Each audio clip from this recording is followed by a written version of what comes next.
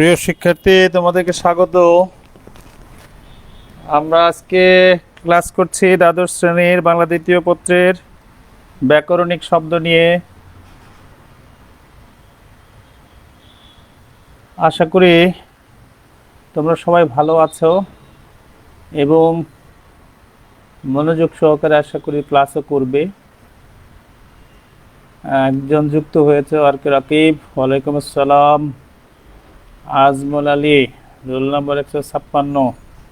একটু সময় নাও, এত দ্রুত রোল নম্বর দিয়ে কী হবে? তারপরে আছো যেহেতু রোল নম্বর লিখতে পারো। আবার আমি মাঝখানে হয়তো বা শেষের দিকে কোনো একটা সময় বলবো, সেই সময় আবার একটু লিখতে হবে। ঠিক আছে? তো তোমাদের কাছে নিশ্চয়ই আমার কথা পৌঁছাচ্ছে। আমরা এর আগেও ব্যাকরণিক শব্দ নিয়ে ক্লাস করেছি, আজকেও করছি। কারণ আছে, কারণটা হলো যে তোমার এই ব্যাকরণিক শব্দটা একেবারে অধিকাংশ শিক্ষার্থী তো দেখা যায় চাকরি বাকরি হয়তো করবে, ব্যবসায়িক হবে খুব কম, রাজনীতিবিদ আরও কম হবে। সেই ক্ষেত্রে ব্যাকরণিক শব্দটা তোমাদের বিসিএস পরীক্ষা সহ সরকারি নানান রকমের চাকরি বাকরিতে খুবই কাজে লাগবে। ইন্টারমিডিয়েটের সিলেবাসটা আসলে খুবই বলবো যে ব্যবহারিক আর কি।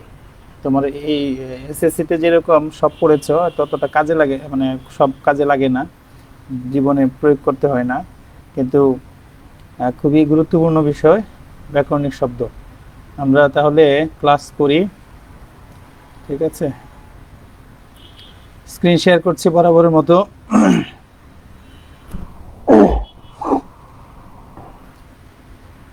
তাহলে তোমরা দেখো ভালো করে, আগের মতো স্ক্রিন শেয়ার। আমরা মাঝখানে চলে যাচ্ছি, অবরোধ থাকুক, যদিও দেখা যায় মাঝে মাঝে যুক্তরঞ্জন লিখতে গিয়ে খুব সমস্যা হয়। আমাদের আজকের আলোচ্য বিষয় তাহলে ব্যাকরণিক শব্দ তো বটেই, কিন্তু ব্যাকরণিক শব্দের কোন অংশটা আলোচনা করব সেটা একটু লিখে রাখি। ব্যাকরণিক শব্দ, তাহলে এটার মধ্য থেকে আমরা আলোচনা করছি আজকে। চেষ্টা করব কয়েকটা জিনিস পড়াতে এবং খুবই গুরুত্বপূর্ণ, আজকের ক্লাসটা খুবই গুরুত্বপূর্ণ। ক্রিয়াপদ, আরেকটা কি পড়াবো দেখি যদি, ক্রিয়াপদ ও তোমার হচ্ছে ক্রিয়া বিশেষণ। ক্রিয়াপদ এবং ক্রিয়া বিশেষণ, ক্রিয়া বিশেষণ এই দুইটা আজকে পড়াবো। ক্রিয়া বিশেষণকে এভাবে লেখা যায়, আবার কেমন বিশেষণ আলাদা করে লেখা যাবে, মাঝখানে হাইফেন দিলে চলবে। ক্রিয়া বিশেষণ এইটা। তাহলে আমরা শুরু করি। তোমরা প্রশ্ন কিরকম পাবা, এখান থেকে কি ধরনের প্রশ্ন হবে? প্রশ্নের ধরনটা হচ্ছে ক্রিয়াপদ কাকে বলে, ক্রিয়াপদের শ্রেণী বিভাগ দেখাও। এই প্রশ্ন একবার হয়েছিল যখন সিলেবাস প্রথম করে তখন। আবার এটার মধ্যে যে ভাগ আছে ছোট ছোট, ধরো ক্রিয়াপদকে তিনটা দৃষ্টিকোণ থেকে, তিন চারটা দৃষ্টিকোণ, তিনটা না বলেও যে তিন চারটা দৃষ্টিকোণ থেকে ভাগ করা যায়, তাহলে সেখান থেকে কোনো একটা ভাগ থেকে তোমাকে প্রশ্ন করতে পারে। যেমন ধরে দিল গঠন অনুসারে ক্রিয়াপদের শ্রেণী বিভাগ দেখাও, অথবা কর্মপদের গ্রহণের ক্ষমতা অনুসারে ক্রিয়াপদের শ্রেণী বিভাগ দেখাও, অথবা দিতে পারে তোমার কাজের সমাপ্তি অসমাপ্তির সম্পর্কে ক্রিয়াপদের শ্রেণী বিভাগ দেওয়া, অর্থাৎ ক্রিয়া সম্পূর্ণতা অনুসারে ক্রিয়াপদের শ্রেণী বিভাগ দেখাও। আরেকটা হতে পারে তোমার সেটা হচ্ছে এরকম, স্বীকৃতি অনুসারে ক্রিয়াপদের গঠন দেখাও। তার মানে আমি চারটা দৃষ্টিকোণ থেকে ক্রিয়াপদকে বিশ্লেষণ করে প্রশ্ন করতে পারি। আবার ক্রিয়া বিশেষণ, এখানে তোমার ক্রিয়া বিশেষণেরও একাধিক দৃষ্টিকোণ আছে ভাগ করার। এগুলো পড়বা, মানে তোমাদের অনেকেরই দেখা যায় প্রবণতা হচ্ছে না পড়ার, তো সেই না পড়ার প্রবণতাটা যাতে না থাকে সেজন্য আমরা সেই 6-7 জনই পাচ্ছি। এগুলা দেখা যাচ্ছে যে হয়তো খুব কম সংখ্যক শিক্ষার্থী আসবা, কিছু করার নাই, পড়াই আমরা। হ্যাঁ, মনোযোগ দাও। তাহলে আমরা শিখব, প্রথমত শিখে নেই কয়টা দৃষ্টিকোণ থেকে ক্রিয়াপদকে ভাগ করা যায়। তাহলে চারটি দৃষ্টিকোণ থেকে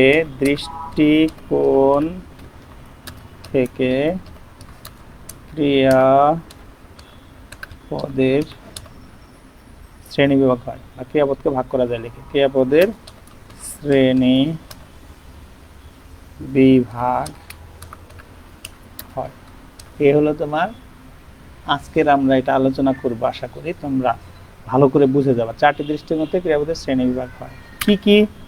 এক নাম্বার, এক নাম্বার হচ্ছে কাজের সমাপ্তি অনুসারে, ক্রিয়া বা কাজের সম্পন্নতা অনুসারে। এটাকে 9 10-এ পড়েছে ভাব অনুসারে, আমরা এটা সহজ করে লিখি ভাব অনুসারে, এই একটা দৃষ্টিকোণ। অথবা এটাকে লিখে রেখে সহজ করে লিখে রাখ ভাব অনুসারে, অথবা ক্রিয়ার সম্পন্নতা অনুসারে, সম্পন্নতা অনুসারে, এই হলো একটা দৃষ্টিকোণ। এটা থেকে ভাগ করে নিয়ে আমরা পড়াই ফেলি আগে, 4টা দৃষ্টিকোণ তো। আচ্ছা, এইটার 2 নাম্বারটা লিখে ফেলি, না লিখতে আবার ঝামেলা হবে। একটা হলো গঠন অনুসারে, গঠন অনুসারে, গঠন অনুসারে ক্রিয়াপদ।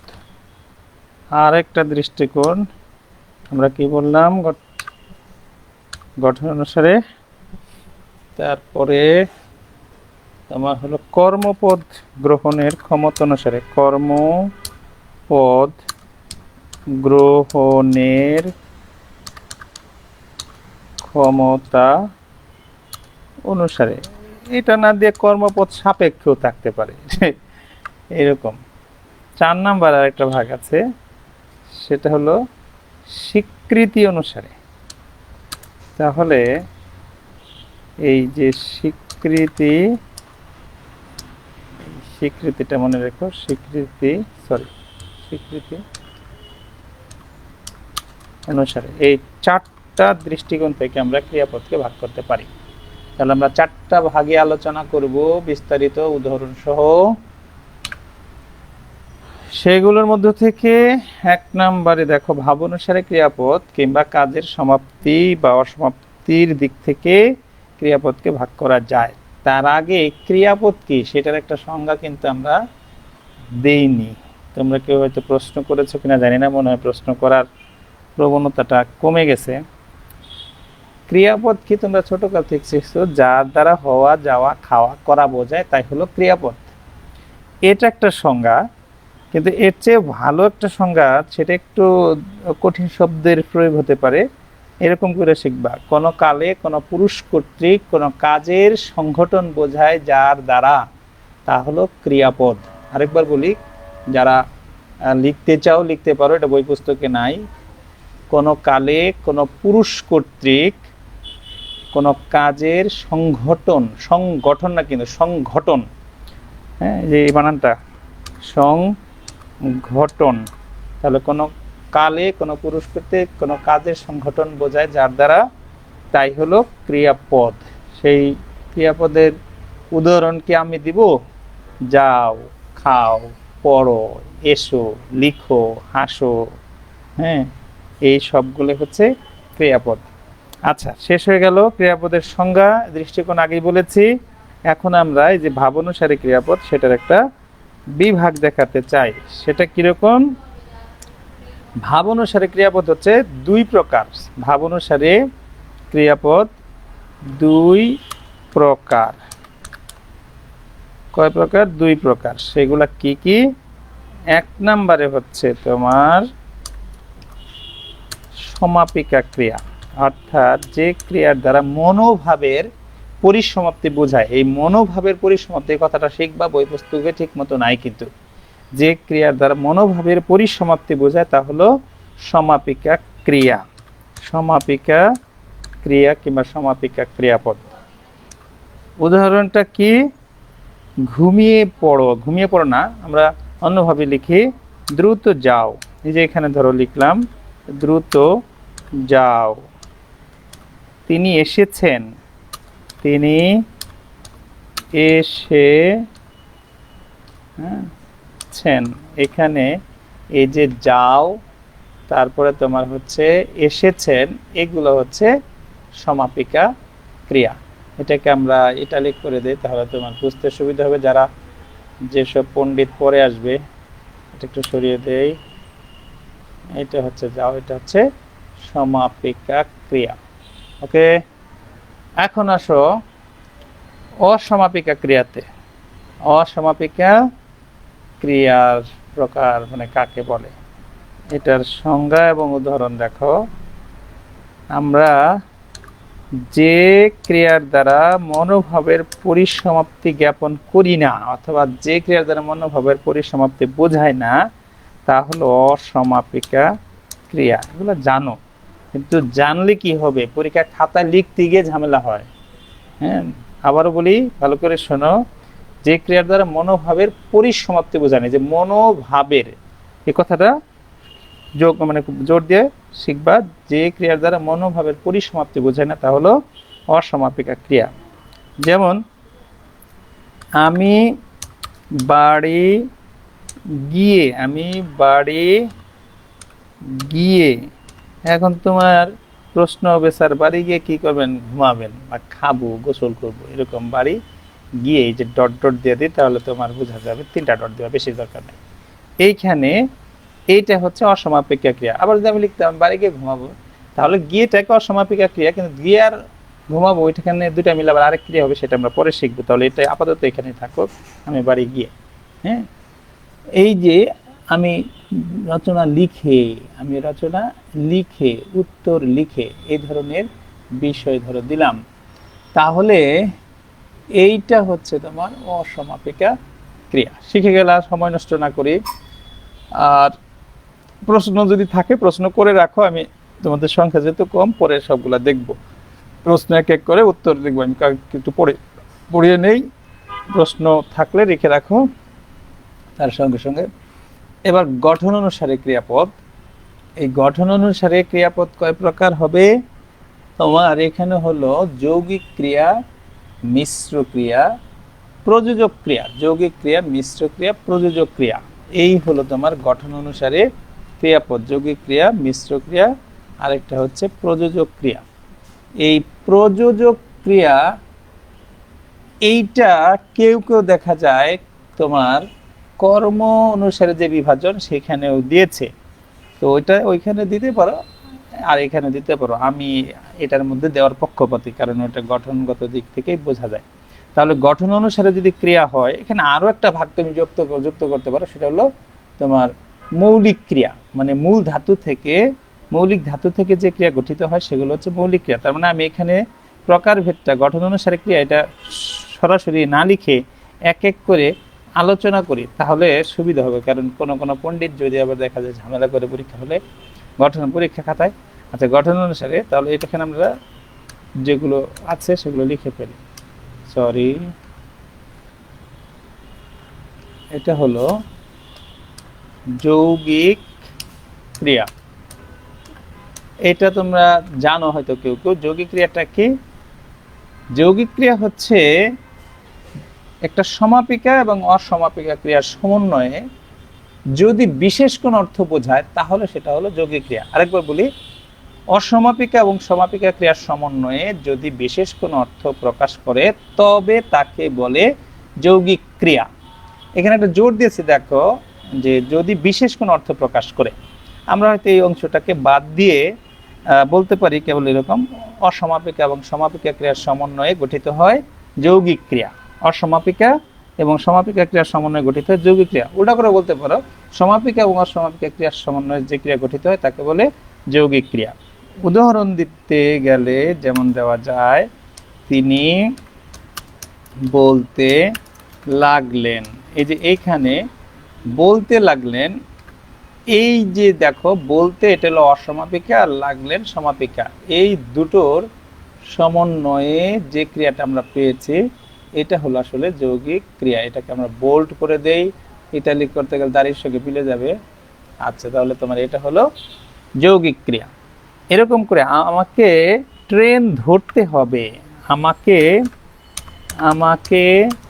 ট্রেন ধরতে হবে।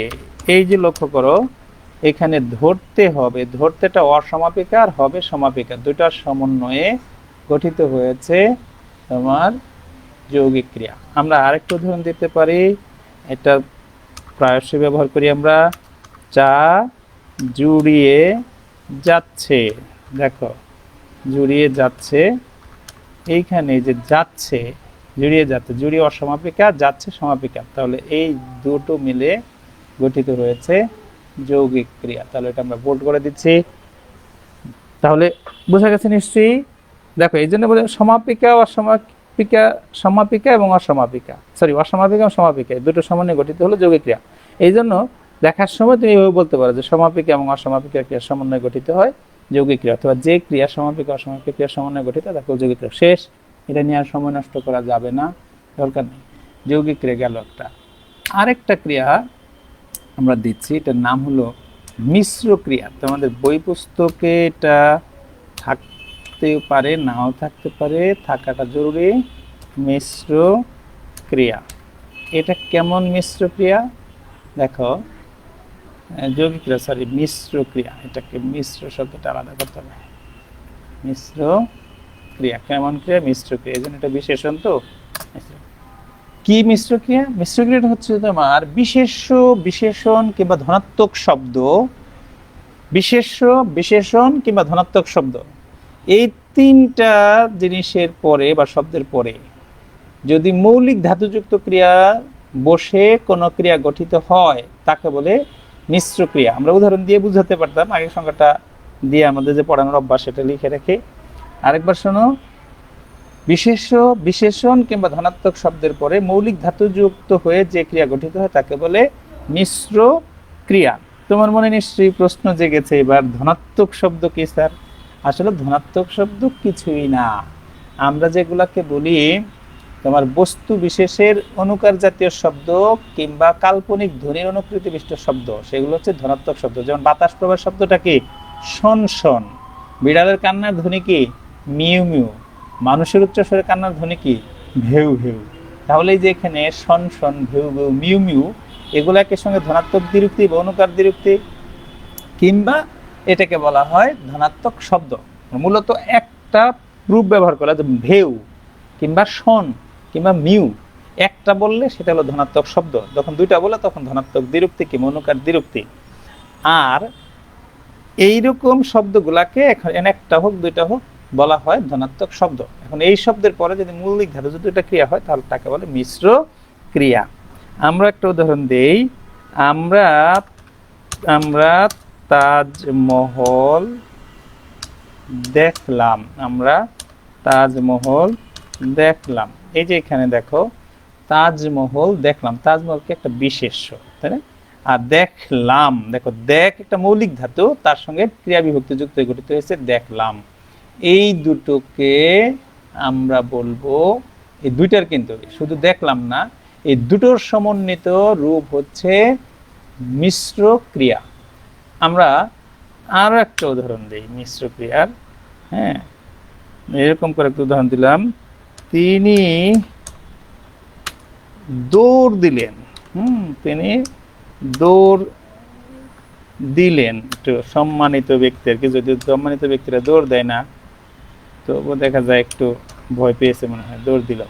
তাহলে তিনি দৌড় দিলেন, এইখানে এই যে দৌড় দিলেন, এইটা হচ্ছে তোমার মিশ্র ক্রিয়া। কিভাবে বুঝলা বলো তো দেখি?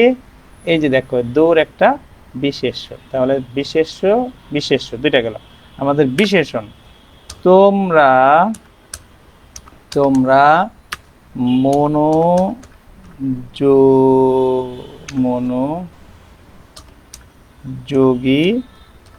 হও। এই যে দেখো এইখানে যে মনোযোগী হও, মনোযোগ দাও। আচ্ছা, তোমরা মনোযোগী হও না দিয়ে মনোযোগ দাও এখানে করি। আচ্ছা, মনোযোগী থাক, মনোযোগী হও, মনোযোগী বিশেষণ হয়ে গেল। তো এই জন্য মনোযোগী কেমন? মনোযোগী ছাত্র।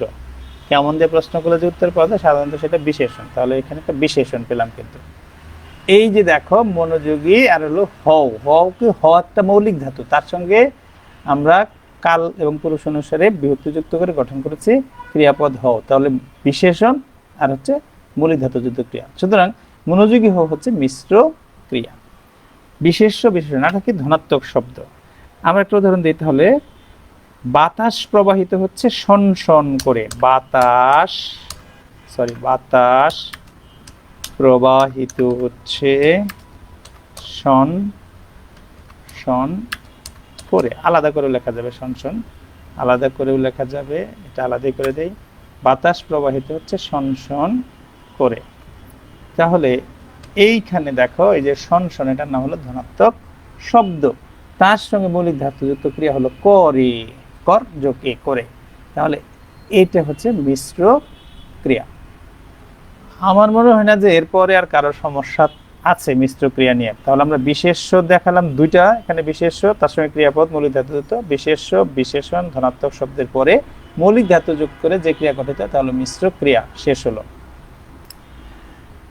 এবার আমরা একটু তোমাদের মনোযোগ আছে কিনা, প্রশ্ন আছে কিনা শুনে নেই। 7 জন আছো, ওয়াইফাই থাকলে হয়তো দিয়ে ঘুমাচ্ছ নাকি? রিফাত আছো, রাকিব আছো, আজমল আলী। আজমল আলী, তুমি কি নিজের আইডি? মনে হয় না, তোমার গার্ডিয়ান আইডি কিনা। গার্ডিয়ান আইডি নিজের নামটা লিখো, কারণ সম্মানিত অভিভাবকদের নাম নিলে একটু খারাপ শোনায়, অভদ্রতা প্রকাশিত হয়। বিশেষ করে আমরা শিক্ষক মানুষ, অভদ্রতা থাকলে বেশি সমস্যা। অনেক প্রশ্ন আছে কিনা? রাফি আমিন, হ্যাঁ, আসসালামু আলাইকুম স্যার। সবাই সালাম দিয়েছো, কারো কোনো প্রশ্ন নেই? প্রযোজক আর প্রযোজকের মধ্যে পার্থক্যটা কি? এটা এখনো তো যাই নাই সাকিব চৌধুরী, আসছি আমি এক এক করে আসছি, চিন্তা করো না। দেখি কোনো প্রশ্ন আছে কিনা। না, প্রশ্ন নাই। 6 জন আছো, প্রশ্ন নাই। ওকে, তাহলে এবার বাকি অংশ প্রশ্ন তোমার ওগুলো হয়ে যাবে সাকিব, সমস্যা নাই। আমরা তাহলে মিশ্র ক্রিয়া শেষ করলাম। এবার কর্মপদ গ্রহণ অনুসারে যে ক্রিয়া, সেটা একটু, কর্মপদ গ্রহণ না, মানে গঠন অনুসারে আরেকটা আমরা দিব প্রযোজক ক্রিয়া। এখানে তোমারটা আসবে প্রযোজক ক্রিয়াটা। কেউ কেউ কর্ম অনুসারে দিয়েছে, আমি ওটা দিতে নারাজ, কারণ আমার কাছে মনে হয় এটা আসলে গঠনগতরই শ্রেণী বিভাগ। তাহলে দেখো, এটাকে কি বলছি আমরা? প্রযোজক ক্রিয়া। প্রযোজক ক্রিয়া কিরকম? প্রযোজক ক্রিয়া যে ক্রিয়া একজনের চালনায় অন্য কর্তৃক অনুষ্ঠিত হয়, যে ক্রিয়া একজনের পরিচালনা অন্য কর্তৃক অনুষ্ঠিত হয় তাকে বলে প্রযোজক ক্রিয়া। অর্থাৎ কর্তা নিজে কাজ না করে যখন অপরকে দিয়ে করায়, সেটা হলো প্রযোজক ক্রিয়া। মূলত কর্তা কি করেন এখানে, মানে কর্তা দুইটা হয়ে যায় আর কি, একটা অর্ডার দেয় আর একজন অর্ডার পালন করে। প্রযোজক ক্রিয়া যেমন আমরা বহু পুরনো উদাহরণ থেকে শিখি, কারণ ওগুলো মনে রাখার ব্যাপার আছে। মা শিশুকে চাঁদ চাঁদ দেখাচ্ছেন, এই যে এখানে দেখাচ্ছেন, এটা হচ্ছে তোমার প্রযোজক ক্রিয়া। এই যে দেখো, এখন তোমার প্রশ্ন থাকবে স্যার এটা তো মিশ্র ক্রিয়া হলো। হ্যাঁ, মিশ্র ক্রিয়া হয়েছে, কিন্তু আবার একই সঙ্গে দেখো এখানে তো প্রযোজকের ভাবটা নাই, এখানে প্রযোজক আছে, এই জন্য এটা প্রযোজক ক্রিয়াও বটে। কারণ একটা জিনিস দুই জায়গায় দুই রকম ভাবে হতে পারে, তুমি সবচেয়ে বেটারটা দেওয়ার চেষ্টা করবা। আর যেহেতু অবজেক্টিভ নেই, সেহেতু তুমি বিভিন্ন ভাবেই দেখাতে পারবা। মা শিশুকে চাঁদ দেখাচ্ছেন, এরকম একটা উদাহরণ আমরা দিই। ধরো পুরানো উদাহরণ হতে জানো তোমরা, সরি, এটা দিলে আবার ঝামেলা হয়ে যাবে। এখানে দে রাখাল গরু চড়ায়, মাস্টার ছাত্র চড়ায় আর রাখাল গরু চড়ায়। তাহলে এখানে এই যে গরু চড়ায়, এটা হলো তোমার প্রযোজক ক্রিয়া। এরকম করে মাস্টার ছাত্র পড়ায়, মাস্টার না শিক্ষক, হ্যাঁ, শিক্ষক ছাত্রকে না দিয়ে ছাত্রীকে দেওয়া যেত, শিক্ষার্থী দিলে ভালো সবচেয়ে। শিক্ষক ছাত্রকে পড়াচ্ছেন, এই যে এখানে শিক্ষক ছাত্রকে পড়াচ্ছেন। এই হলো তোমার এইখানে যে পড়াচ্ছেন, এটা হলো প্রযোজক ক্রিয়া।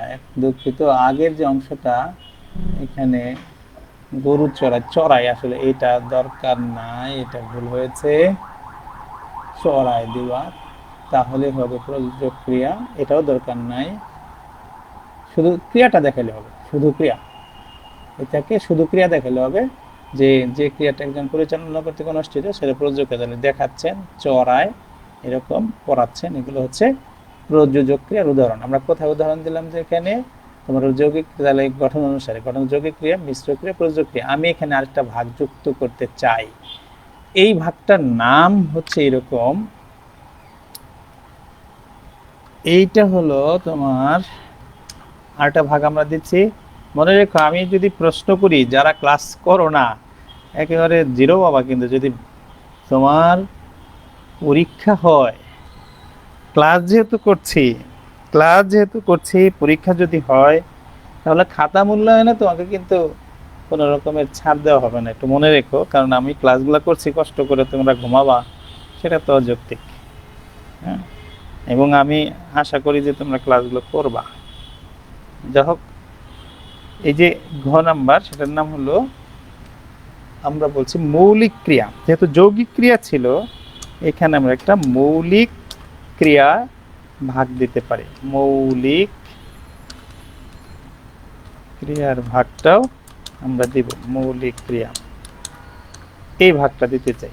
কিরকম মৌলিক ক্রিয়া? তার মানে মূল ধাতুযুক্ত যে ক্রিয়া, সেটাই হলো তোমার মৌলিক ক্রিয়া। আমরা যদি লিখি জাস্ট এরকম করে, তিনি লিখছেন, তাহলে এখানে যে লিখছেন এটাই হলো তোমার মৌলিক ক্রিয়া, লিখছেন। তোমার মনে প্রশ্ন জায়গায় স্যার পড়াচ্ছেন, লিখছেন, ওগুলো তো এরকম। হ্যাঁ, কিন্তু এটার গঠন করতে একটু আবার পার্থক্য আছে। আমরা এখানে একটা ভাগ দিলাম, মূল ধাতুযুক্ত, মানে লিখ একটা মূল ধাতু, সেই মূল ধাতু থেকে যে ক্রিয়াটা গঠিত হয় সেটাই হচ্ছে তোমার মৌলিক ক্রিয়া। এই হলো মোটামুটি ভাগ। তুমি এটা দিলে দিতেও পারো, নাও দিতে পারো, তোমার এটা নিয়ে সমস্যা নাই। আচ্ছা, এবার কর্মপদ গ্রহণের ক্ষমতা অনুসারে যে ক্রিয়াপদ, সেটাতে যাই। এখানে দেখো, কর্ম অনুসারে ক্রিয়াপদকে আমরা কয়টা ভাগে ভাগ করব? সকর্মক, অকর্মক, দ্বিকর্মক। সকর্মক, অকর্মক, দ্বিকর্মক, সেইখানে প্রযোজক বলে আমার দরকার নেই। আমি এখানে বলবো তোমার 3টি দৃষ্টিকোণ থেকে ভাগ করা যায়। কর্মপদ গ্রহণের ক্ষমতা অনুসারে ক্রিয়াপদ কয় প্রকার? 3 প্রকার। এটা একটু লিখে ফেলি, তাহলে সবচেয়ে ভালো। 3 প্রকারের মধ্যে কি কি পাচ্ছি? 1 নম্বরে পাচ্ছি আমরা সকর্মক ক্রিয়া। এই হলো গিয়ে তোমার সকর্মক ক্রিয়া। এটা একটু দেখো কিরকম করে সকর্মক ক্রিয়া। যে ক্রিয়ার কর্ম থাকে তা হলো সকর্মক ক্রিয়া, যে ক্রিয়ার কর্ম থাকে তা হলো সকর্মক ক্রিয়া। যেমন এরকম করে, সে বার্গার খায়, নাকি আজকালকার ছেলেপেলেরা তো দেখা যায় প্রচুর পরিমাণে বার্গার খায়, মোটাও হয়। অবশ্য মোটা হওয়াটা খারাপ কিছু না, খুব বেশি না হলে। তাহলে সে বার্গার খায়, এই যে খায় এটা হলো সকর্মক ক্রিয়া। কেন? এই যে কি খায়? বার্গার। এই খায় ক্রিয়াটা তাহলে সকর্মক ক্রিয়া, কারণ এখানে একটা কর্ম তোমার আছে। তাহলে যেখানে কর্ম থাকে সেটা হলো সকর্মক ক্রিয়া। আরেকটা উদাহরণ আমরা দেই, হ্যাঁ, এরকম করে, সে গান গায়। কি গায়? গান গায়। সে কি করে? গান করে। এরকম করে, তাহলে এইখানে গায়, এটা একটা তোমার সকর্মক ক্রিয়া, মানে যে ক্রিয়া কর্ম থাকে তা হলো সকর্মক ক্রিয়া।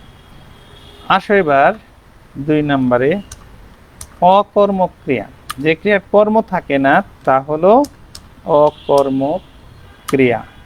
সকর্মক ক্রিয়া, অকর্মক ক্রিয়া। যে ক্রিয়ার কর্ম নাই তাকে বলে অকর্মক ক্রিয়া। এই অভ্রর সমস্যা হলো এটা, অকর্মক ক্রিয়া। সব কাটতে হবে, অকর্মক ক্রিয়া। তাহলে কি উদাহরণ দিব এটা আমরা? এটা কিন্তু বোঝার বিষয় আছে। যে ক্রিয়া কর্ম নাই সেটা অকর্মক ক্রিয়া। দেখো, তোমরা ছোটকাল থেকে শিখে আসছো, বার্ডস ফ্লাই, ইংরেজিতে শিখছো, ওই ইংরেজিতে উদাহরণ দিই। বাংলা ব্যাকরণের অধিকাংশ ধার করা। যদি নিজস্ব ব্যাকরণ সম্পর্কে রবীন্দ্রনাথ অনেক কথাবার্তা বলেছেন, লিখেছেন। রবীন্দ্রনাথ জানো তো, বাংলা মানে বাংলা ভাষায় যত ভাষাতাত্ত্বিক আছেন তার মধ্যে বলা যেতে পারে রবীন্দ্রনাথ তো একজন বড় ভাষাতাত্ত্বিক। আচ্ছা, পাখি ওড়ে, এই যে ওড়ে, এটা হচ্ছে তোমার একটা অকর্মক ক্রিয়া। এটা একেবারে পিওর, খাঁটি, পিওর এবং খাঁটি অকর্মক ক্রিয়া হচ্ছে ওড়ে, কারণ এটার কর্ম নাই। আবার কিছু কিছু আছে তোমার তাদের কর্ম হওয়ার কথা, কিন্তু আমরা ব্যবহার করি কর্ম ছাড়াই। যদি লিখি এখানে সে গায়, এই যে এখানে সে গায়, সে খায়, তাহলে গায় কি গাইতে হবে? গান গাওয়ার বিষয়টা থাকবে। তাহলে এইটাও দেখো তুমি অকর্মক করে ফেলতে পারছো। এরকম করে যদি লিখি সে খায়, তাহলে এটাও একটা অকর্মক ক্রিয়া। বুঝলে কিভাবে? আসলে ব্যবহার গুণে তুমি কিভাবে ব্যবহার করছো সেটার উপরে। আবার ধরো, হ্যাঁ, সে বলে না, সে বলে না, এটাও দেখো অকর্মক ক্রিয়া, অথচ এটা সকর্মক হওয়ার কথা। সে বলে না, এইখানে বলে না, এটা তোমার হওয়ার কথা একটা। আচ্ছা, বলে না, যদি নাটা আলাদা, কিন্তু দুইটাকে একত্র করে আমরা ক্রিয়া করবো, কারণ না ক্রিয়াও হয়, বিশেষণ আর কি। সে বলে না, তাহলে এইখানে যে বলে না, এটাও তোমার হলো একটা অকর্মক ক্রিয়া। কিন্তু প্রকৃতপক্ষে সে এটা কি সকর্মক? কারণ সে কি বলে না? কথা বলে না। ধরো সে কথা বলে না, এটা হওয়া উচিত ছিল কথা, এখানে কিন্তু হয় নাই।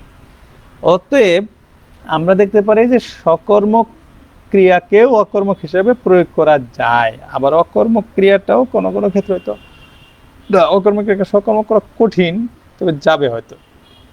আচ্ছা, গেল তোমার সকর্মক অকর্মক। আরেকটা পেলাম, 3 নাম্বারটা দেখো, দ্বিকর্মক ক্রিয়া। দ্বিকর্মক ক্রিয়া, এই হলো দ্বিকর্মক ক্রিয়া। কি সেটা? যে ক্রিয়ার দুইটা কর্ম থাকে তা হলো দ্বিকর্মক ক্রিয়া। যে ক্রিয়ার দুটো কর্ম থাকে তা হচ্ছে দ্বিকর্মক ক্রিয়া। একটা উদাহরণ দেই, পরিচিত উদাহরণ। বাবা আমাকে টাকা দিলেন। টাকা দিলেন কিন্তু বকা দিলেন না, বুঝছো? বাবা আমাকে টাকা দিলেন কিসের জন্য?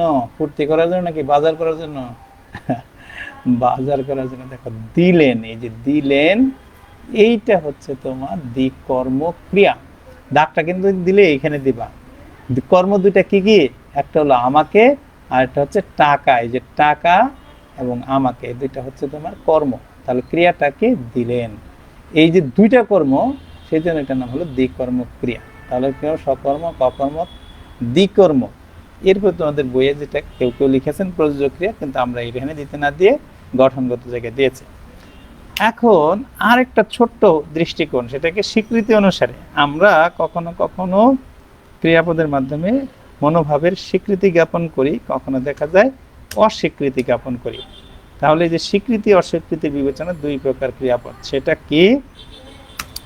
এটার নাম হলো সদর্থক, সদর্থক ক্রিয়া। এই সদর্থক, এই শব্দটা ভালো করে শিখবা। সদর্থক মানে হচ্ছে কি? ইতিবাচক। এটাকে বলা যেতে পারে হাবোধক, বলা যেতে পারে স্বীকৃতিবাচক। তাহলে সদর্থক না বলে কি কি বলতে পারি? হ্যাবোধক বলতে পারি, স্বীকৃতি জ্ঞাপক বলতে পারি, তারপরে আর কি বললাম? তোমার হ্যাবোধক বললাম। তাহলে এরকম করে ইতিবাচক বললাম, হ্যাঁ, অস্তিবাচকও বলা যেতে পারে। তাহলে সদর্থক, অস্তিবাচক, ইতিবাচক, হ্যাবোধক, স্বীকৃতি জ্ঞাপক, এগুলো হচ্ছে তোমার সদর্থক ক্রিয়া। সেগুলা কি? আমি যাব, আমি যাব, হ্যাঁ আমি যাব, অথবা শুধু আমি যাব। এই যে একটা স্বীকৃতি জ্ঞাপন বুঝাচ্ছে, এই জন্য এটা হলো তোমার এই সদর্থক ক্রিয়া। এরপরে যদি আমরা এখানে শিখি তোমার হলো গিয়ে অস্বীকৃতি জ্ঞাপক ক্রিয়া, কিংবা সদর্থকের বিপরীত কে? নয়অর্থক, নয় সদর্থক, নয়অর্থক, না বোধক আর কি, না নয়অর্থক কিংবা না বোধক। ন, এরপরে হলো তোমার ইও, নয়অর্থক, হ্যাঁ, সদর্থক কিংবা নয়অর্থক। এরকম নং অর্থক, এটা দেখা যায় এ হবে না, অব্রত গঠন করা বেশ জটিল। এটাকে আমি আরো সহজ করে দিই, বুঝতে পারবে না বলে। না বোধক ক্রিয়া, অথবা এটাকে বলবো অস্বীকৃতিমূলক ক্রিয়া। অস্বীকৃতিমূলক, অথবা এটাকে বলবো নেতিবাচক ক্রিয়া, ইতিবাচক বা নেতিবাচক ক্রিয়া। আর দিব না, অনেকগুলো লিখছি, অনেক ভাগ লিখতে দিতে হয়তো তুমি দেখতে দেখতে ক্লান্ত হয়ে যাবা। এই নেতিবাচক ক্রিয়া সেটা কেমন? দেখো ওই আগে যেটা দিলাম উদাহরণ, আমি যাব না, জাস্ট লিখি শুধু যাব না, এখানে যে যাব না অস্বীকৃতি বোঝাচ্ছে, এটা হচ্ছে তোমার অস্বীকৃতিমূলক ক্রিয়া। এটা সহযোগ দেবা, এটা সহ না সহ বোল্ড করে দাও, এইটা হলো অস্বীকৃতিমূলক ক্রিয়া। হ্যাঁ? তিনি সে পড়ছে না, সে পড়ছে না, সে যাবে না, সে বলবে না, সে খাবে না, এগুলোতে নেতিবাচক ক্রিয়া। মনে থাকবে? তাহলে আমরা মোটামুটি ক্রিয়াপদের শ্রেণীবিভাগটা একদম পারফেক্টলি পড়লাম। মনে রাখো, এই ব্যাকরণের শব্দ শ্রেণীর মধ্যে এটা খুব গুরুত্বপূর্ণ, পরীক্ষায় আসার সম্ভাবনা এখানে বেশি। একবার শুরু থেকে এই পর্যন্ত সিলেবাস হওয়ার পর থেকে একাধিকবার এই ক্রিয়াপদ থেকেই প্রশ্ন এসেছিল। প্রথমবার শুরু হয়েছিল ক্রিয়াপদের প্রশ্ন দিয়ে, পরে এটা, আর এটার বিকল্প প্রশ্ন তোমরা তো জানোই। এখন তোমাদের যে মন্তব্য সেগুলো একটু দেখি। 8 জন যুক্ত হয়েছে। ওর আর সাকিবের প্রশ্নের উত্তর প্রযোজক আর হলো প্রযোজ্য ক্রিয়া, তাই না? বাঘে মহিষে এক ঘাটে জল খায়, বাঘে মহিষে এক ঘাটে জল, না বাঘে মহিষে শোনো যে সাকিব, বাঘে মহিষে এক ঘাটে জল খায়। শোনো এখানে এই যে বাঘে মহিষে, এটা হলো তোমার কর্তা, এটাকে বলা ব্যতিহারিক কর্তা, বুঝছো? তাহলে কর্তা এখানে কোথায় জল খায়? এক ঘাটে জল খায়। তা জল খায়, দেখো খায়টা তুমি বলছো ক্রিয়া, জল আমরা যে মিশ্র ক্রিয়ার কথা বলছি সেইটা। বাঘে মহিষে এক ঘাটে জল খায়, কি খায়? জল খায়। কোথায় খায়? এক ঘাটে। ঘাটে কিন্তু তোমার কর্ম না, ঘাটে হচ্ছে বিশেষণ, স্থানবাচক বিশেষণ, বুঝতে পেরেছো? স্থানবাচক ক্রিয়া, যার ফলে এটা দ্বিকর্ম ক্রিয়া হবে না। ক্লিয়ার? আচ্ছা, যদি ক্লিয়ার হয় তাহলে খুব ভালো। আর তোমার প্রযোজক আর হলো কি জানি দেখলাম, প্রযোজক আর প্রযোজ্য ক্রিয়ার পার্থক্য কি স্যার? প্রযোজক আর প্রযোজ্যের মধ্যে পৃথকতা কি? এটা একটা অনেক অনেক পাশ লাগে। দেখো প্রযোজক আর প্রযোজ্য, প্রযোজক তো শিখলাই, নিজে কাজ না করে যখন অপরকে দিয়ে কাজ করায় সেটা হলো প্রযোজক ক্রিয়া। যে কাজ করায় সে হলো প্রযোজক, যে কাজ করায় সে প্রযোজক, আর যে নির্দেশনা অনুসরণ করে কাজ করে সে হলো প্রযোজ্য। খেয়াল করো তাহলে এখানে এই যে প্রযোজক আর প্রযোজ্যটা তোমাকে বুঝিয়ে দেই। এই যে এখানে শিক্ষক ছাত্রকে পড়াচ্ছেন, এখানে শিক্ষক হচ্ছেন প্রযোজক, মানে সোজা কথা পরিচালক, অন্যভাবে বলা যায় পরিচালক, যে পরিচালনা করে কাজটা দেখায় সে হলো প্রযোজক। আর যে পরিচালিত হয়, যে শিক্ষক ছাত্রের, মানে শিক্ষক কি করছেন? ছাত্রকে পরিচালিত করছেন, ছাত্র কি তার পরিচালিত হচ্ছে শিক্ষকের দ্বারা, সুতরাং ছাত্র হচ্ছে প্রযোজক। এটা প্রযোজক, প্রযোজক কর্তা, এটা প্রযোজ্য কর্তা, আর এটা হলো প্রযোজক ক্রিয়া। মনে থাকবে? প্রযোজক ক্রিয়া বলতে কিন্তু কিছু নাই। তাহলে প্রযোজক কর্তা, প্রযোজক কর্তা, প্রযোজ্য কর্তা, প্রযোজক ক্রিয়া, মনে থাকবে? প্রযোজ্য ক্রিয়া বলতে কোনো কিছু নাই। যদি ওইটাতে ঝামেলা না থাকে তাহলে পারবা।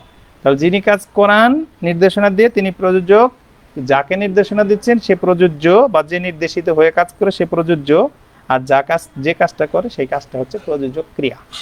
হলো? আশা করি তোমাদের এটা হয়েছে। এবার হঠাৎ করে 2-1 বাড়লো মনে হয়, উপস্থিত দেওয়ার জন্য আসছে নাকি? আর কারো কোনো সমস্যা? বলো। ক্রিয়াপদ নিয়ে খুবই ছোট্ট জিনিস, প্রশ্ন থাকার কথা না। তাহলে আমরা উপস্থিতিটা একটু নেই, যেহেতু উপস্থিতিটা আমি তোমাদের আন্তরিকভাবে চেষ্টা করি দেওয়ার জন্য, কিন্তু একই সঙ্গে আবার আমি চেষ্টা করব যদি তোমার উপস্থিতিতে কোনো কাজে লাগে, প্রতিষ্ঠান যদি বলে যে যারা অনলাইনে ক্লাস করেছে তাদের উপস্থিতি কাজে লাগবে, সেই ক্ষেত্রে আমি কিন্তু খুব চেষ্টা করব যেটা যথার্থ সেই যথার্থটাই দিতে, কোনো রকমের কার্পণ্য করতে না, মানে অসততার পরিচয় সেখানে দেব না। তাহলে 5 তারিখে তোমরা আছো আজকে, যা হোক এখনো পর্যন্ত যদি 8 জন ক্লাস করছো, এখন 10 জন হয়েছে, সেই 10 জনকে দিচ্ছি। রোল নাম্বারটা লিখেছো দেখে এখানে আছো 511, 511। সাকিবুল ইসলাম সাহেব 475, শিহাব হায়দার আসিফ 466। এই গেল এখানে নকিব হাসান 254, 516। কমার্সের ছেলেপেলেরা তো খুবই কম দেখছি। মাহমুদা মুনি 401, 212 সঞ্জনা বণিক সূচি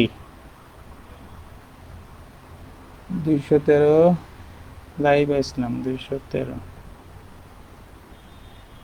529 কে, 529, 264, আর হলো 133। সাকিব এটা তো দেখি না, সাকিব তো নিয়মিত ক্লাস করে অন্তত। 324, এত বেশি হয় কি করে? 1 2 3 4 5 6 7 8 9 10 11 12, এত হয় কি করে? এগুলো তো না। এই এখন রোল নাম্বার লিখো। সাকিবের রোল নাম্বার কত? সাকিব আব্দুল্লাহ আল জাবের, তো উল্টা পাল্টা লিখছে দেখা যায়। 402, এখানে তো অপ্রয়োজনীয় রোল নাম্বার আসছে। সাকিবেরটা লিখো। জি এম জহিরুল 402 লিখলাম। 570 সিয়াম আহমেদ, 570, 422, 157 সাকিব।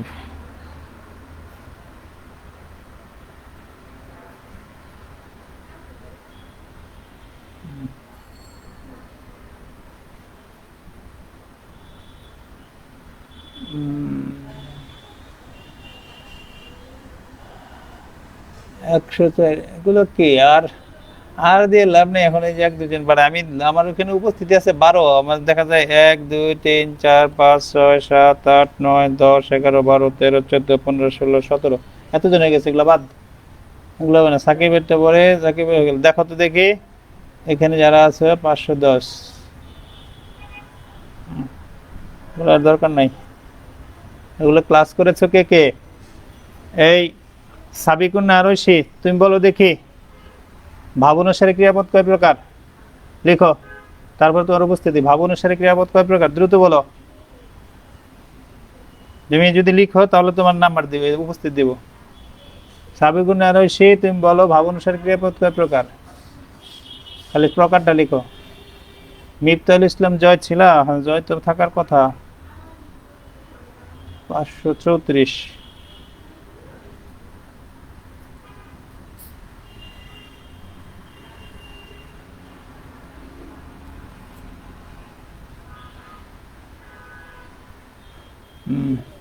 ঠিক আছে। আল্লাহ হাফেজ। এত উপস্থিত দেখি হবে ক্লাসের